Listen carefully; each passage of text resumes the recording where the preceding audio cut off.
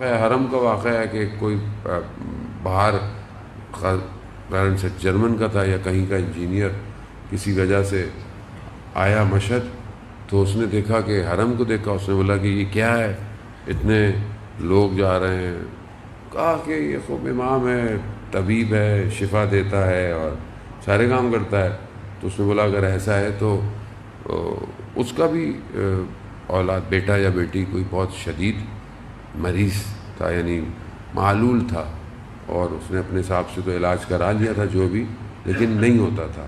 تو اس نے بولا کہ اگر ایسا ہے تو میرے بیٹے کو بھی شفا مل جائے، یعنی وہ بھی ٹھیک ہو جائے.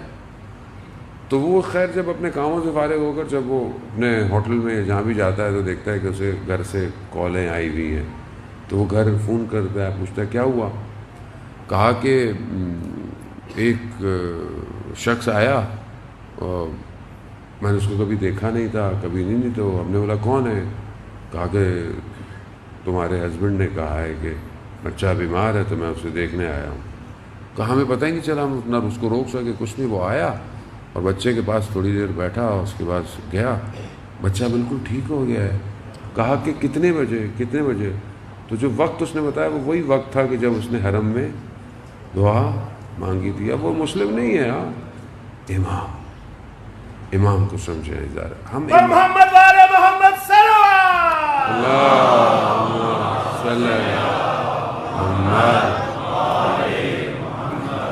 امام کو سمجھے، ہم امام کو نہیں سمجھے. جانے محترم، ایک عالم دین کہتے ہیں میں حرم امام رضا میں ہی تھا.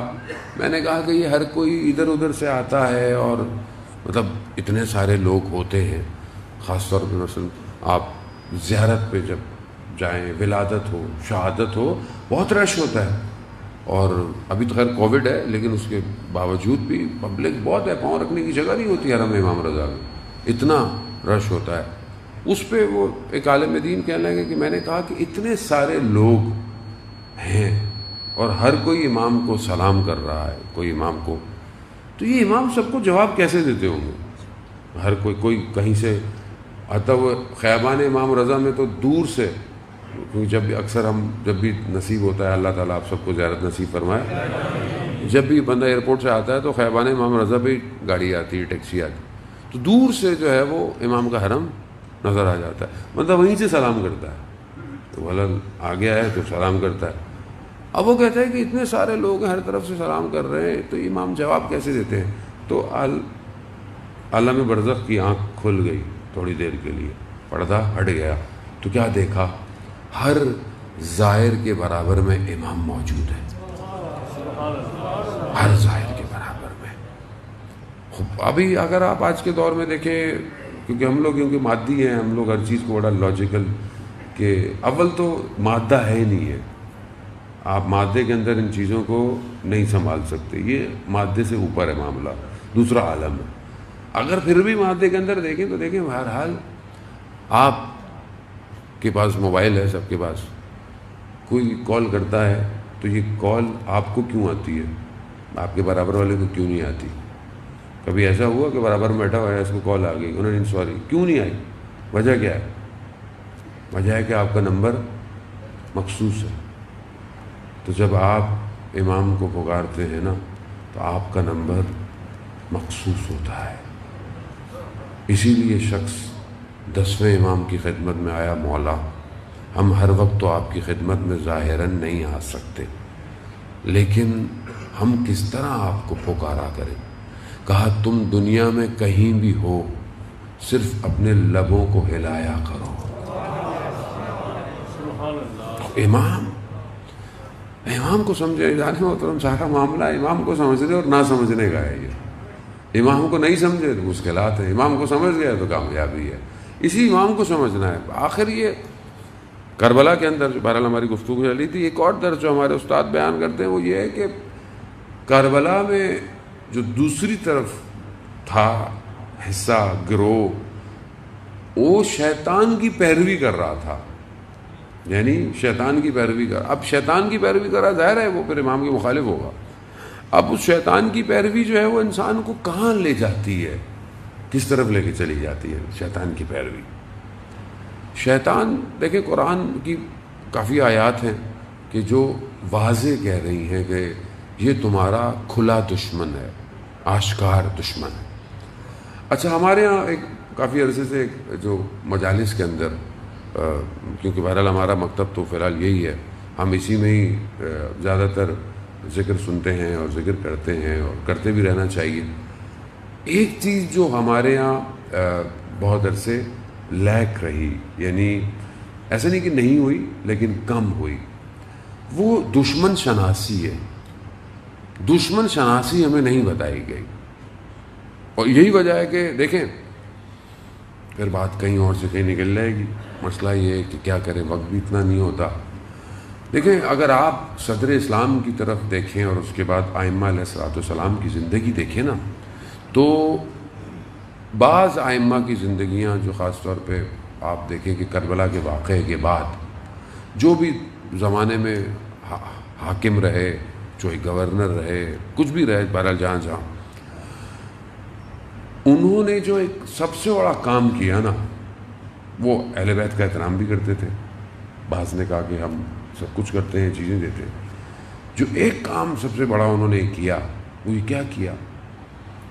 دشمن شناسی کو ختم کر دیا کہ دشمن کون ہے، دشمن کیا کہتے ہیں۔ آپ دیکھیں کہ مدینہ رسول کے دور کے اندر سورہ منافقون اتر رہی ہے پوری، لیکن جیسے رسول گئے منافق ہے ہی نہیں۔ آپ تاریخ میں دیکھیں، آپ کو منافق نظر نہیں آئے گا۔ اور یہ سلسلہ چلتا رہا۔ دشمن نہیں بتایا گیا کہ دشمن کون ہے، دشمن کی صفات کیا ہیں، دشمن کرتا کیا ہے، کیسے، بالکل سائلنٹ ہے۔ لوگوں کو پتہ ہی نہیں چلا کہ دشمن بھی ہوتا ہے کوئی جو نہیں ہوتا۔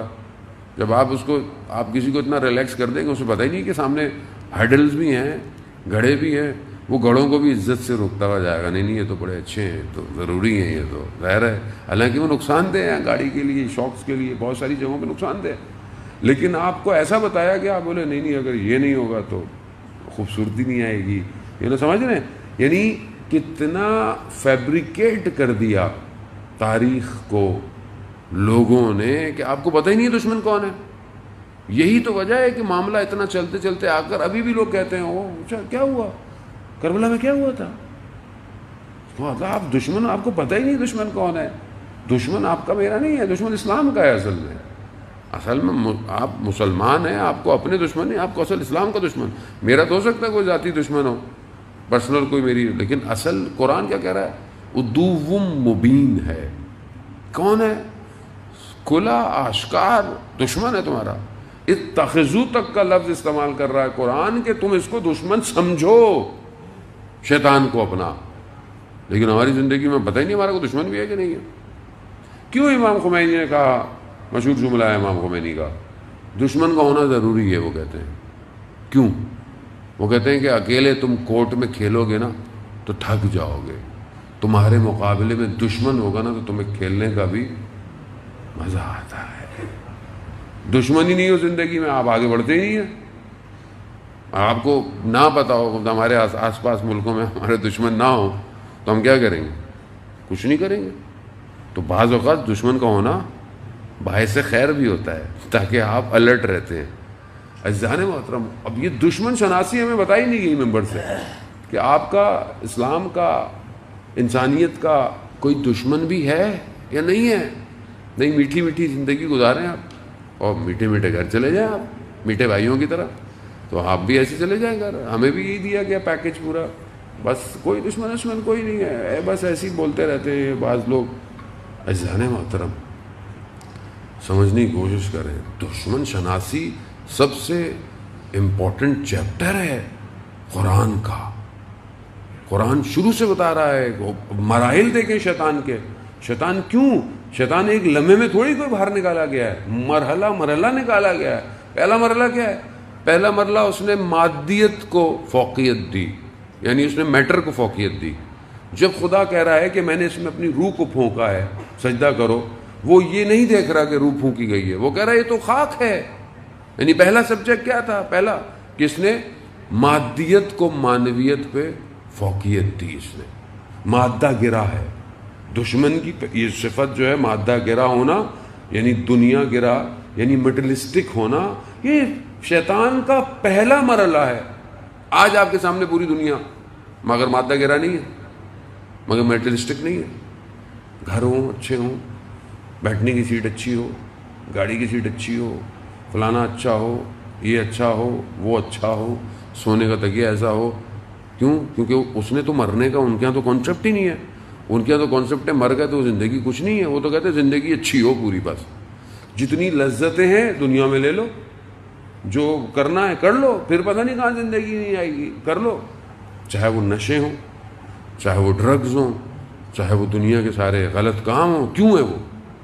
کیونکہ وہ مادہ گرا ہے اور اس نے دنیا کو ویسے ہی فیبریکیٹ کیا ہے, ویسے ہی ڈیزائن کیا ہے. اسی طرح وہ دنیا کو لے کر چل رہا ہے, اور ہم بھی ظاہر ہے اسی مادے کے پیچھے. دجال جب آئے گا تو دجال کے لیے یہی کہا جاتا ہے کہ وہ اپنے ساتھ جنت لے کر چلے گا. یہ نہیں بولے گا کہ دیکھو یہ چاہیے ادھر آ جاؤ, جبکہ وہ جنت نہیں ہوگی, وہ جہنم ہوگا. جس کو وہ جہنم سمجھے گا وہ جنت. اب جو شخص اپنی زندگی میں آج مادے کی طرف ہے, یعنی ایک جوان وہ صرف اپنی زندگی کو میٹلسٹک اپروچ رکھتے ہوئے آگے بڑھتا ہے, چاہے اس کی ایجوکیشن ہو, چاہے اس کا پروفیشن ہو, چاہے اس کا ایکسپیرینس ہو, کچھ بھی ہو, صرف اگر مادہ ہے تو ناکام ہے. اگر وہ اسی کام کو خیر کے لیے, اپنے شعور اور عقل کے لیے پیسہ اس لیے کمائے کہ میں دوسروں کی بھی مدد کر سکوں. خود دوسروں کی مدد کرنا مادی گیری نہیں ہے, دوسروں کی صفت کرنا مادہ نہیں ہے, یہ تو الہی کام ہے. آپ خود بخود مادے کو ٹوٹتے چلے جائیں گے. ویسے بھی انسان ظاہری طور پر, آج جبر بھائی سے میری ملاقات ہوئی تو وہ مجھے کہہ رہے تھے کہ جیسے ہم لوگ ظاہری طور پر اپنی زندگی میں گھر بناتے ہیں, کوشش کرتا ہے کہ آدمی ایک پلاٹ لے لے. آج کل تو پلاٹ لینا ہی بڑا مشکل ہو گیا پاکستان میں بھائی, تو ہر سال آؤ تو قیمتیں جو ہیں وہ پرواز کر رہی ہوتی ہیں. تو وہ زمانہ کوئی اور تھا جو لوگوں نے لے کے خرید لیے ہوں گے.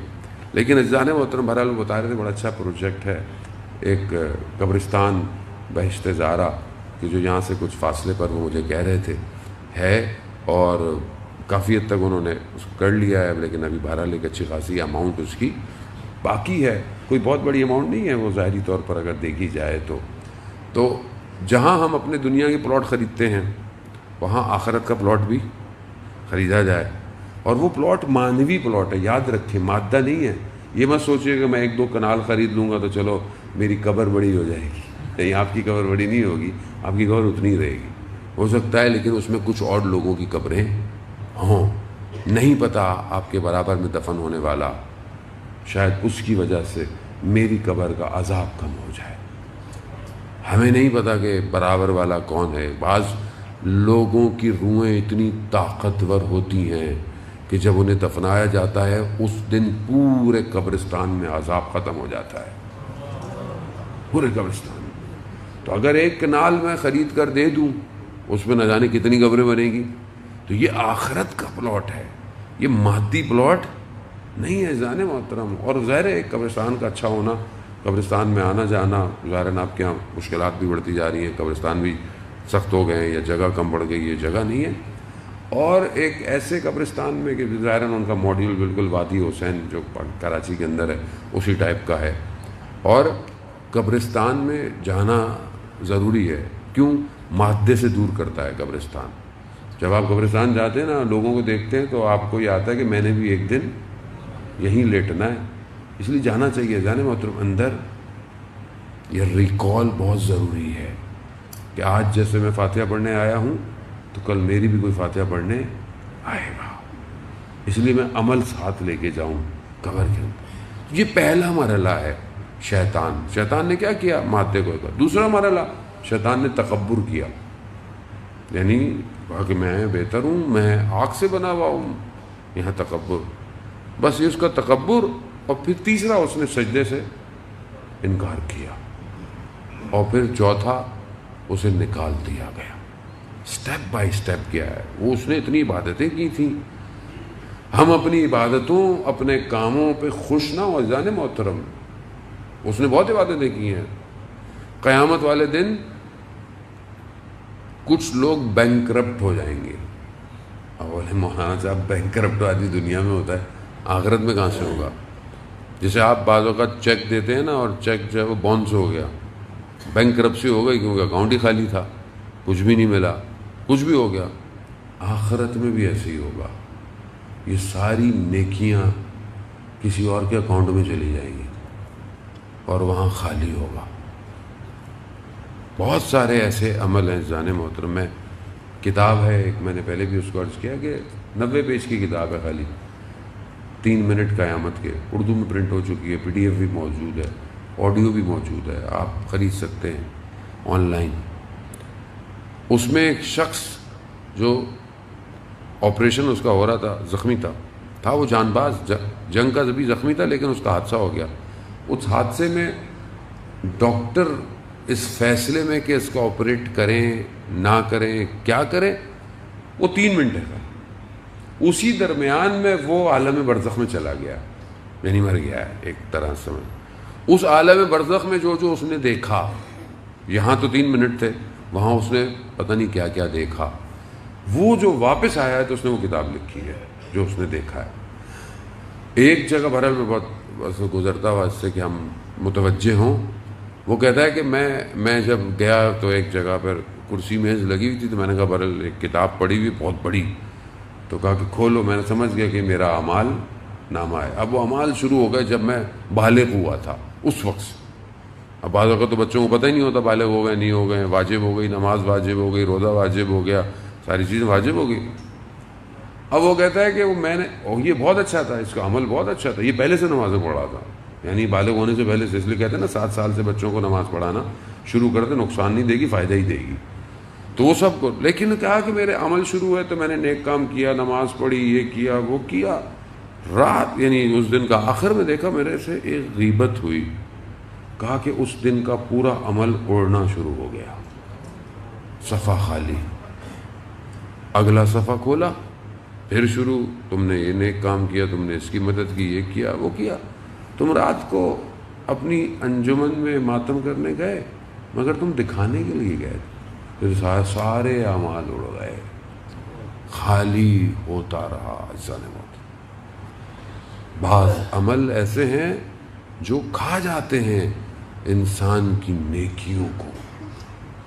خوب شیطان کا کام ہی یہی ہے، آپ بہت اچھا کریں، آپ سے غلطی کرائے گا، ختم.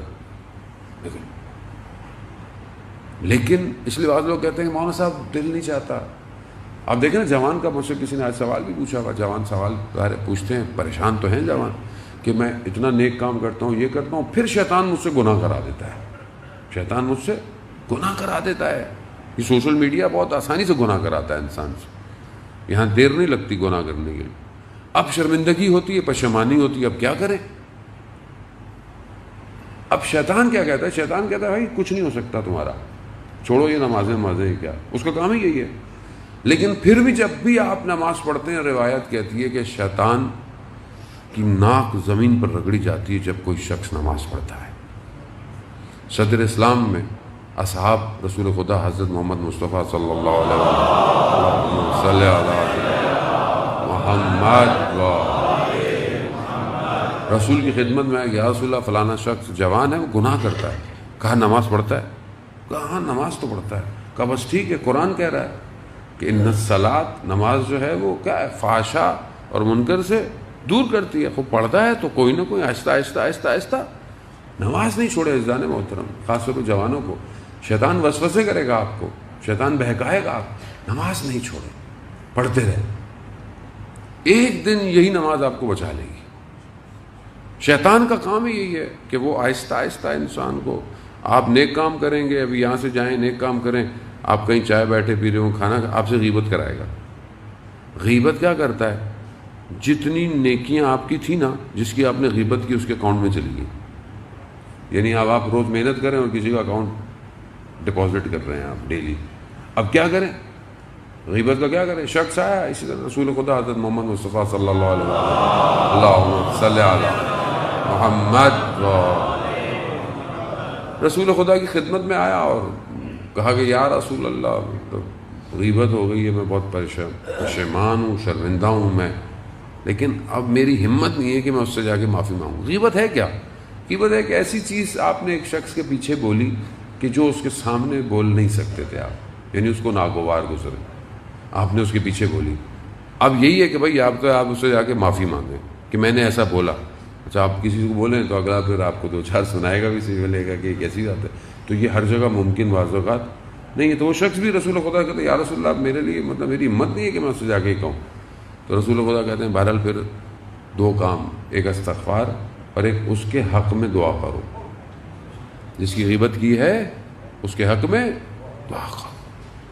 عزیزان محترم, زندگی کا کوئی بھروسہ نہیں ہے. ویسی شارٹ لسٹ ہوئی ہوئی ہے, پینڈیمک آیا ہوا ہے, تیزی سے آدمی فارغ ہو رہا ہے. آپ یقین کریں کوئی کینہ عداوت نہ رکھیں دل میں. شیطان کا جو دوسرا حربہ ہے نا خطرناک, وہ رشتوں کو خراب کرتا ہے. آپ رات کو آپ کے ساتھ کوئی برا بھی کرتا ہے نا, آپ اس کے لیے دعا کریں. کوئی فرق نہیں پڑتا کیا کرے گا برا, کتنا برا کر لے گا آپ کے لیے. شیطان کے جب یہ رات کو پوری فوج جمع ہوتی ہے, کیونکہ آج بہرحال موضوع شیطان ہے تو اس لیے آج آپ کو برداشت تو کرنا پڑے گا. صلوات بھیجتے محمد والے محمد.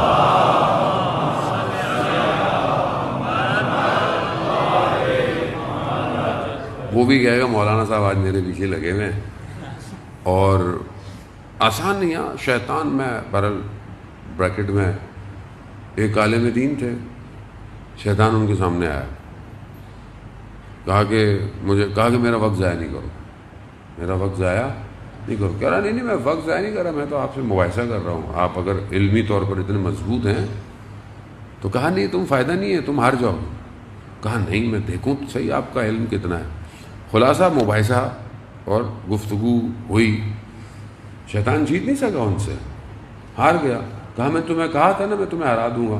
کہا نہیں وہ تو مجھے پتا تھا, میں تو صرف آپ کا وقت لینا چاہتا تھا. شیطان بہت ڈیٹیلڈ ہے, آسان نہیں ہے. کب سے زندہ ہے وہ؟ ایک شخص جس نے حضرت آدم کی خلقت دیکھی ہو, کتنا مضبوط ہوگا سوچیں آپ. میرے آباء و اجداد سے واقف ہے وہ, اس کے دادا کیا تھے, اس کے پردادا کیا تھے, سب پتہ ہے اس کو. تو آسان نہیں ہے شیطان. شیطان آیا انبیاءوں کے سامنے, بعض انبیاءوں کو اس نے آ کے تذکر دیا. حضرت نوح کے پاس آیا, حضرت نوح نے بولا مجھے نہیں سننا تمہاری بات, تم جاؤ. مجھے کہا نہیں مجھے جب کشتی لگی اور سب صحیح ہو گیا تو شیطان حضرت نوح کے پاس آیا. میری بات تو سن لیں شیطان سے, میں آپ کو کچھ پیش کرنا چاہتا ہوں. کہا کہ ٹھیک ہے, اچھا بولو کیا ہے. کہا کہ 4 چیزیں بنی آدم میں ہوں تو وہ بالکل میرے لیے کھلونوں کی طرح ہے, میں پھر اسے کھلونوں کی طرح استعمال کرتا ہوں. یعنی شیطان آ کر حضرت نوح کو بتا رہا ہے. کہا 4 چیزیں بنی آدم میں ہوں تو میرے لیے بالکل ایک جیسے کھیلنے کی بال ہوتی ہے نا ادھر سے ادھر, میں اس کو کھلاتا رہوں گا زندگی میں. پہلی چیز, کہا کہ پہلی چیز جو ہے وہ حسد اس کے اندر, یعنی جلن ہونا. یعنی اگر مجھے خدا نہ خواستہ کسی سے حسد ہے, زندگی میں ہوتا ہے انسان اپنی فیلڈ کے اندر حسد رکھتا ہے, خدا نہ خواستہ کسی عالم کو کسی عالم سے حسد ہو جائے, کسی شخص کو آفس میں کسی پروفیشن سے کسی بھائی کو حسد ہو جائے, حضرت یوسف کے بھائیوں کی طرح. کیا ہوتا ہے؟ شیطان. پھر دیکھیں شیطان نے کیسا حضرت یوسف کے بھائیوں کے ساتھ کیا. حسد بہت خطرناک ہے. اس لیے حسد کو اگر آپ کو لگتا ہے کسی کو اللہ نے دیا ہے, آپ خدا کا شکر کریں کہ اللہ تو نے اس کو دیا ہے, مجھے بھی دے اگر میں اس قابل ہوں, اور مانگیں کہ مجھے کسی سے جلن نہ ہو. دوسری چیز جو ہے وہ حرص ہے, حریص. اگر انسان حریص ہے نا, لالچی ہے, یہ بھی ہو, گریڈی ہے, یہ بھی ہو وہ بھی ہو, یہ ختم ہی نہیں ہو کے دے رہا آدمی, تو وہ حرص جو ہے. اور جتنی ایج بڑھتی چلی جاتی, مشہور واقعہ ہے میرے خیال میں ہارون خلیفہ کا واقعہ ہے کہ اس نے بولا کہ کوئی شخص ایسا ڈھونڈ کے لاؤ کہ جس نے خود رسول سے حدیث سنی ہو. خیر انہوں نے بڑا ڈھونڈا تو دیکھا ایک بہت ہی بوڑھا شخص تھا, اور اس کو یہ اٹھا کے لائے. اتنا بوڑھا تھا, کہا کہ میں بہت چھوٹا سا تھا اور میں نے اس وقت رسول سے کوئی حدیث تھی تو میں نے سنی تھی, اور یہ وہ بڑی مشکل ہوتا ہے. تو پھر خلیفہ نے اس کو کچھ ہدیہ دیا, کہ جاؤ بھائی اس کو ہدیہ دو. جانے لگا تو اس نے بولا رکو رکو مجھے ایک منٹ خلیفہ سے دوبارہ بات کرنی ہے. بولا کیا یہ ہدیہ ابھی کے لیے یا ہر مہینے ملے گا؟ تو پھر خلیفہ کہنے لگا رسول نے صحیح فرمایا تھا، جتنا انسان بوڑھا ہوتا جاتا ہے حریص اتنا بڑھتا جاتا ہے. رسول خدا کی حدیث ہے. انسان حرص یہ دوسری چیز ہے جو شیطان کہہ رہا ہے کہ اگر یہ ہوگی تو پھر میں اس کے ساتھ ایسا کروں. تیسری چیز جلدی پن، عجلت، جلدی انسان کھانا. وہ نہیں شیطان جلدی کا کام کس کا کام ہے؟ یہ تو سنتے ہی رہتے ہیں نا. شکر ہے کچھ تو سنتے رہتے ہیں. صلوات بھیج دے محمد والا.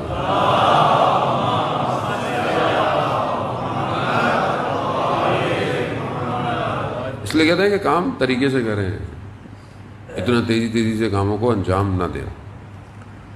اور چوتھی چیز جو ہے وہ بخل ہے، یعنی کنجوس. بلکہ جو قرآن اس حدیث کے اندر، کیونکہ یہ حدیث امام جعفر صادق علیہ السلام صلی علی محمد امام نے بیان کی ہے، تو اس کے اندر جو بخل کا لفظ ہے نا، کنجوسی کا، وہ ایک لیول ہائر ہے. یعنی ایک کنجوس کون ہوتا ہے؟ بخل کے اپنا کچھ دیتا نہیں ہے، لیکن وہ ایک لیول اتنا آتا ہے کہ کوئی اور بھی دے رہا ہو نا تو اس کو وہ بھی نہیں اچھا لگتا. یعنی بعض اوقات آپ ساتھ جا رہے ہوتے نا، آپ دیتے ہو نکال کے، وہ کہہ رہا بھائی کیوں دے رہے ہو اتنا زیادہ. وہ کنجوس سے بھی ایک لیول ہائی ہوتا ہے. بھائی خود نہیں دے رہا دوسرے کو دینا تو اس کو بھی روکتا ہے. یہ صفتیں ہوں تو وہ کہتا ہے کہ میں بڑے آرام سے آدم کو کھلاؤں گا، یعنی پھر وہ میرا کارندہ ہے. شیطان کی جو بہرحال وقت جو ہے وہ بہت تیزی سے آگئی. شیطان کا جو ایک اور حربہ ہے کہ جو آج کل بہت پریکٹیکل ہماری لائف کے اندر ہے، وہ یہ ہے کہ عزیز و اقارب، بہن بھائی، میاں بیوی، ماں باپ، رشتہ دار، ان میں آپس میں ان کو لڑاؤ، نفرت، مس انڈرسٹینڈنگ. آپ کے سامنے ذرا سی بات پہ آج گھر بریک ہو جاتے ہیں. ذرا سی کنسلٹنسی ہم کرتے ہیں لوگوں کی، ڈائیورس، یہ ایشو. وجہ کیا ہے؟ جب وجہ دیکھتے ہیں تو وجہ تو کوئی ہوتی نہیں ہے. ایک بات تھی، خالی ذرا سی بات تھی، کسی بات کی وجہ سے جو ہے وہ، حالانکہ کوئی ایسی بات نہیں تھی. اگر تھوڑا خاموش ہو جاتے، صبر کر جاتے تو مسئلہ حل ہو جاتا. شیطان کے کرندے جب رات کو جمع ہوتے ہیں تو سب سے زیادہ شیطان جو خوش ہوتا ہے وہ اس بات پہ ہوتا ہے کہ جب ایک شیطان نے میاں بیوی کو لڑایا ہوتا ہے، سب سے زیادہ خوشی اسے اس پہ ہوتی. کیونکہ جب ایک گھر سپلٹ ہو جائے گا تو پھر تو سارے کام ہی برباد ہو جائیں گے. پھر تو اب کیا نیکیاں، کیا نمازیں، کیا روزے، سب فارغ ہو جاتا ہے. تو ہمیں جو ہے وہ یہ چند چیزیں، میں چند چیزیں بہت تیزی سے، کہ ہم کس طرح ان گناہوں کو جو ہے وہ ختم کریں. یعنی یہ جو گناہ ہو رہے ہیں، روایات ہے کہ کچھ چیزیں ایسی ہیں کہ جس کی وجہ سے سیئات حسنات میں بدل جاتے ہیں. گناہ اگر غلطی کی ہے تو وہ خدا ان کو حسنات میں بدل دیتا ہے. اور بڑا تیزی سے، اور اب سے التماس دعا کا طالب ہوں. ایک چیز جو ہے وہ صدق ہے، یعنی سچائی ہے. سچا آدمی گناہوں کو حسنات میں تبدیل کروا دیتا ہے. دوسری چیز حسن خلق ہے، یعنی آپ کا اچھا اخلاق. انسان کا اچھا اخلاق ہونا انسان کی بہت ساری چیزیں پروردگار بخش دیتا ہے. بہت سارے واقعات ہیں، بہرحال وقت میں دامن میں گنجائش نہیں ہے. صدر اسلام کے ایسے واقعات ہیں، ایسی ہستیاں رسول کے سامنے آئیں، دوسرے قبائل کی تھیں، لیکن رسول نے ان کے اخلاق کو دیکھ کر ان کو بخش دیا. ان کے اخلاق ایسے تھے. انسان کا اخلاق اچھا ہونا، اس کا بیہیویئر بہت ضروری ہے. علامہ تقی جعفری کہتے ہیں کہ میں ایک دفعہ گھر آیا، کسی بات پہ زوجہ کے ساتھ بڑا اختلاف ہوا، اور اختلاف بڑا ہو رہا تھا، تو اچانک سے میں نے اپنی زوجہ کا ہاتھ پکڑا اور بوسہ لے لیا. وہ سب بیٹھ گیا اور کہا اس کے بعد خدا کی میرے پر ایک خاص عنایت شروع ہو گئی. کیوں؟ کیونکہ آپ نے شور کو اپنے اخلاق سے ختم کرو. سامنے والا، آپ ہو سکتا ہے سامنے والا رائٹ نہیں ہے لیکن غصے میں ہے اس ٹائم، آپ خاموش ہو جائیں، آپ اپنے اچھے اخلاق کا مظاہرہ کریں، کیا فرق پڑتا ہے؟ اب آپ بھی اگر وہی کریں گے جو وہ کر رہا ہے تو پھر آپ میں اس میں فرق کیا رہ جائے گا؟ بعض وقت انسان گاڑی گزرتی ہے، سائیکل گزر جائے، موٹر سائیکل گزر جائے، اتنی شروع ہو جاتا ہے کہ پتہ نہیں جو سب بھر کے لایا تھا گھر سے وہی نکال دی بیچارے سائیکل. بیچارہ دیکھ رہا ہوتا ہے میں نے کیا کیا, لیکن کہیں اور کا غصہ ہوتا ہے, کہیں اور نکال دیتا ہے. اس کا کیا قصور ہے؟ پریکٹیکلی آپ دیکھیں, میں نے بھی کئی دفعہ انسان گاڑی چلا رہا تھا کہیں دوسرے ممالک میں, کہیں لگ گئی, کچھ ہو گیا, آتے ہی بڑے اخلاق سے آپ پیش آئیں, آپ بولے کہ بھائی سوری غلطی ہو گئی, یا میں کیا کر سکتا. آپ یقین کریں گاڑی لگ بھی گئی, اگلے بندے نے بولا میری نئی گاڑی تھی اور میرے تو آج تک اسکریچ نہیں آئے تھے. آپ یقین کریں, میں نے کہا مسئلہ نہیں ہے, آپ چھوڑیں انشورنس کو, ابھی تو میرے پاس بھی ٹائم نہیں ہے, آپ میرا نمبر ہے, آپ اپنا نمبر دیں, آپ صبح بتائیے گا تو میں خود ہی آپ کی گاڑی صحیح کرا دوں گا, جو بھی ہوگا. صبح میں اس کو خود فون کیا, پھر اس نے خود فون کیا کہ اتنا خرچہ ہے. میں نے کہا کوئی مسئلہ نہیں, آپ اکاؤنٹ نمبر دیں, میں ٹرانسفر کر دیتا ہوں. کچھ دن اس نے اکاؤنٹ نمبر ہی نہیں بھیجا, کچھ دن اور گزر گئے, میں نے پھر فون کیا, کہا کہ نہیں مجھے ٹائم نہیں ملا ابھی تک. میں نے کہا تھا جب کام کروں گا تو آپ کو ریسیپٹ بھیجوں گا. پھر میری ٹریولنگ ہوتی ہے زیادہ, میں کچھ مہینے کے بعد میں واپس آیا, میں نے کہا میرا فون بند ہوگا, رومنگ پہ کھولا ہوا نہیں تھا. تو میں نے کہا یہ نہ ہو, کیونکہ مجھے خوف تھا قیامت کا کہ میں ایک ایک پائی کا حساب کہاں دوں گا قیامت میں کھڑا ہو گیا. میں نے پھر اس کو فون کیا تو وہ مجھے کیا کہتا ہے کہ میں نے آج تک کبھی کسی کے ساتھ ایسا کیا نہیں ہے, یعنی کسی کو میں نے کچھ کیا ہو. کہہ رہا ہے کہ میں, آپ نے اتنا مجھ سے پوچھ لیا, میرے لیے یہی کافی ہے, مجھے کسی چیز کی ضرورت. میں نے کہا بھائی حلال کر دیں, نہیں نو قیامت والے دن کھڑے ہو جانا مجھ سے پیسے مانگنے کے لیے. لیکن کیا اخلاق مار دیتا ہے انسان کو.